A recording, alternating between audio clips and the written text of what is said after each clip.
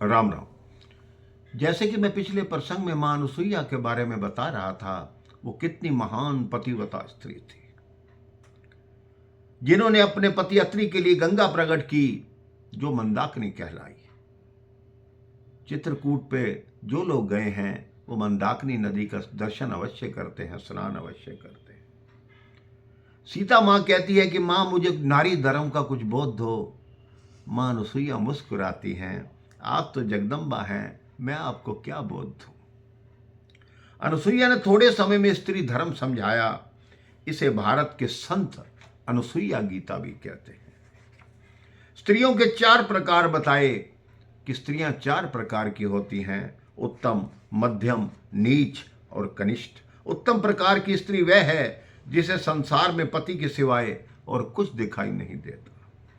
प्रभु भी दर्शन देने आए तो कह दे कि मेरे पति के रूप में दर्शन दो तो मैं आपका दर्शन करूंगी, दूसरे रूप में आओगे तो दर्शन नहीं करना चाहती। दूसरे प्रकार की स्त्री वह है जिसका मन विकृत हो जाता है पर उसे उसका धर्म और कुल परंपरा रोकती रहती है।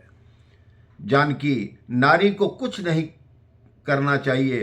पति वृद्ध हो, अंधा हो, रोग से पीड़ित हो तो केवल उसकी सेवा करनी चाहिए, यही सबसे बड़ा धर्म है।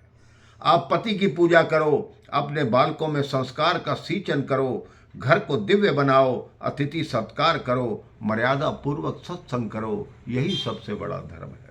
स्त्री के लिए पति परमेश्वर है। जितना स्त्री का कर्तव्य है उतना पुरुष का भी कर्तव्य है कि पत्नी में देवी के दर्शन करे। अनुसुईया मां कहती कि पतिव्रत धर्म का पालन करने वाली स्त्री बिना श्रम के ही परम गति को पाती है। कई लोग कहते हैं कि पति गलत रास्ते पर जा रहा हो तो भी क्या उसके साथ चलें? नहीं, वहां अपने विवेक का प्रयोग करें। ऐसे समय प्रभु का स्मरण अधिक करो और बुद्धि का प्रयोग करके पति को रोकने की कोशिश करो।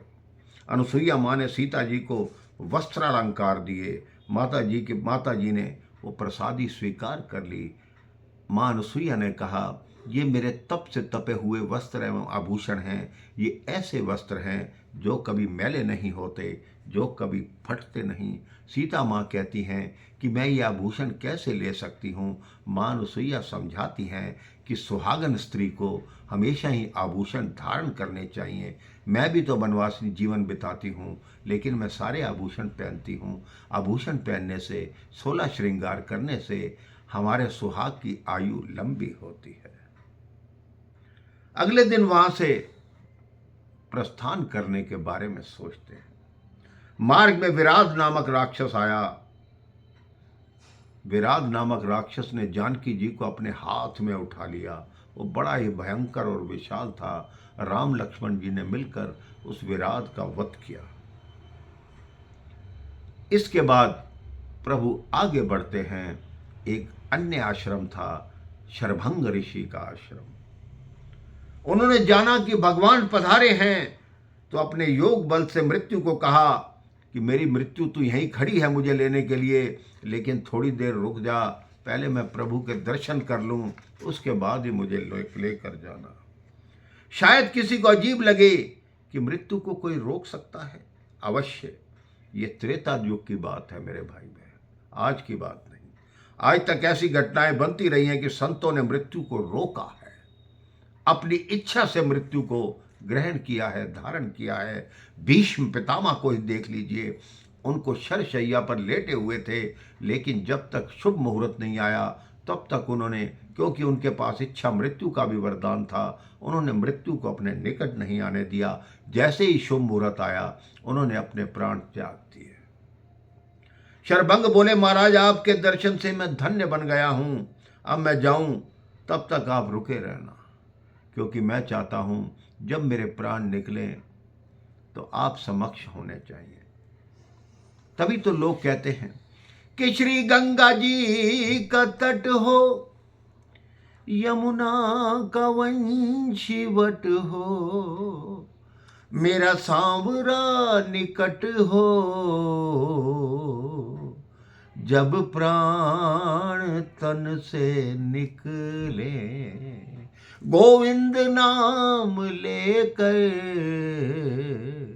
जब प्राण तन से निकले, उस वक्त जल्दी आना, नहीं शाम भूल जाना, राधे को साथ लाना,